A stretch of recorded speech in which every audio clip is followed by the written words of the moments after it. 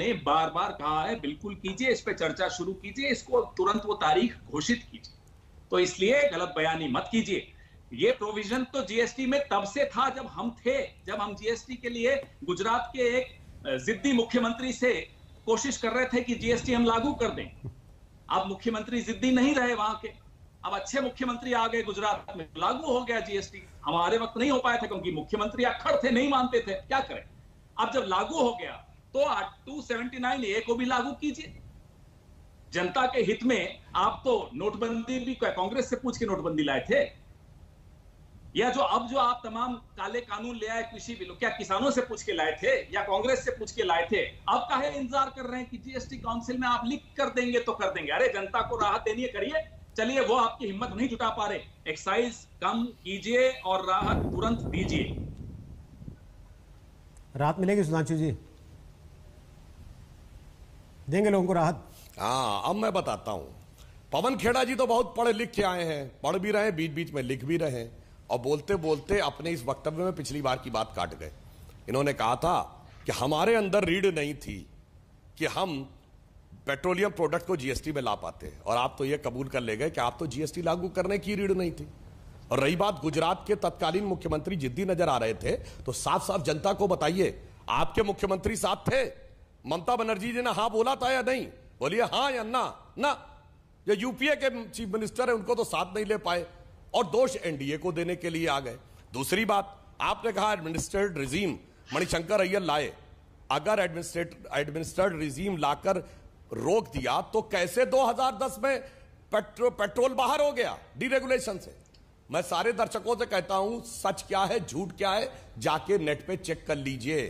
किन किन डेट्स के बाद कैसे कैसे प्रोपोर्शन में पेट्रोल डीरेगुलेट होता चला गया, 2010 में कैसे हो गया भाई? अगर आपने 2004 में किया था और हमारे आने से पहले और हमारे आने के 3 महीने बाद खत्म हो गया पूरा प्रोसेस, क्योंकि आप उसको पूरा डीरेगुलराइज कर चुके थे। हां, जो मैंने 2014 की बात इसलिए कही कि जीएसटी काउंसिल के लिए जब राज्यों के साथ बात हुई तो 2014 में बात होनी शुरू हुई, और आपने यहां बिल्कुल गलत बयानी की कि राज्य तैयार थे। हमारा राज्य हो या विपक्षी राज्य हो, बाय एंड लार्ज सारे ही राज्य नहीं तैयार थे, क्योंकि उनकी इनकम के सबसे बड़े सोर्स ये थे। इसलिए मैं कहना चाहता हूं, फिर एक बार कह दे रहा हूं, अब जो आपने बात अच्छी कही रोहित जी, जब आदमी खड़ा होता है तो उसको यह नजर आता 100 रुपए, अब उसमें लिखा होना चाहिए 30 रुपया केंद्र सरकार, 30 रुपया पेट्रोलियम कंपनीज का, और 20 से 40 रुपया राज्य सरकार, और उस 30 रुपए में 12 रुपया फिर राज्य सरकार। यानी अगर 60 रुपया जा रहा है औसतन, तो 42 राज्यों के पास जा रहा है और 18 केंद्र के पास। सुधांशु जी, मसला इस बात का है ही नहीं।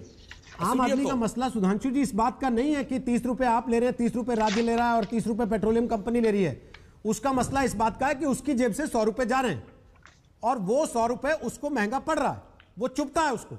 और वो 100 रुपए जब पेट्रोल छूता है तो वो केवल पेट्रोल या डीजल डलवाने पर असर नहीं करता, वो उसकी जिंदगी के हर क्षेत्र पर असर करता है। और राजनीतिक पार्टियां केवल टोपी ट्रांसफर करती हैं।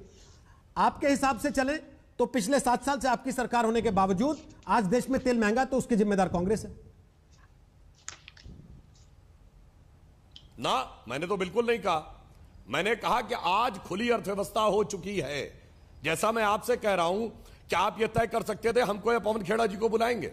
बताइए, आप ही तय करते हैं, मगर 20 साल पहले आप नहीं कर सकते थे। आज कोई आपसे कहे जिस सरकार तय करे कि ये कौन बोलेगा आके टीवी पर, नहीं तय कर सकती। आज आपका जो मन होगा, जिसको मन होगा उसको बुलाएंगे।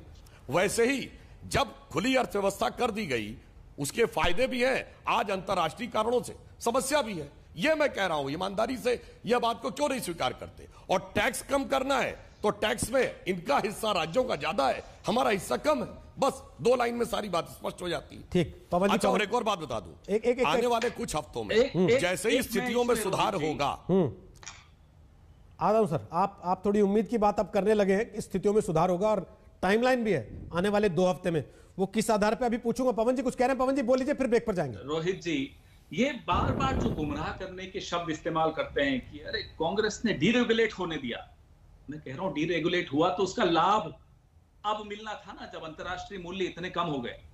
आपकी वजह से डीरेगुलेशन का लाभ नहीं मिल पा रहा जनता को। अगर सरकार हस्तक्षेप न करे, आप कहते हैं कि साहब हम हस्तक्षेप नहीं कर सकते, सरकारी कंपनियां हैं ना, ये तो कंपनियां सरकारी हैं, बेचने के वक्त तो आप अपनी मान के बेच देते हैं। इनको आप इशारा, जैसे कि बिहार चुनाव से पहले आपने इशारा करके नहीं बढ़ने दी थी कीमतें, अब क्यों नहीं करते वो इशारे? और आपने मुझे अभी तक राजस्थान के विषय में जवाब नहीं दिया। अशोक गहलोत सरकार ने 29 जनवरी 2021 को वैट पेट्रोल और डीजल पे कम किया। आपने, केंद्र सरकार ने क्या किया? मुझे उसका उत्तर दीजिए। कहां, कौन सी एक्साइज किस तारीख को कम की, मुझे जरा बताइए। आप 21 लाख करोड़ पिछले 6.5-7 सालों में अर्जित कर चुके हैं इस एक्साइज ड्यूटी से। 21 लाख करोड़ कोई छोटी बात नहीं होती, बहुत बड़ी अमाउंट है।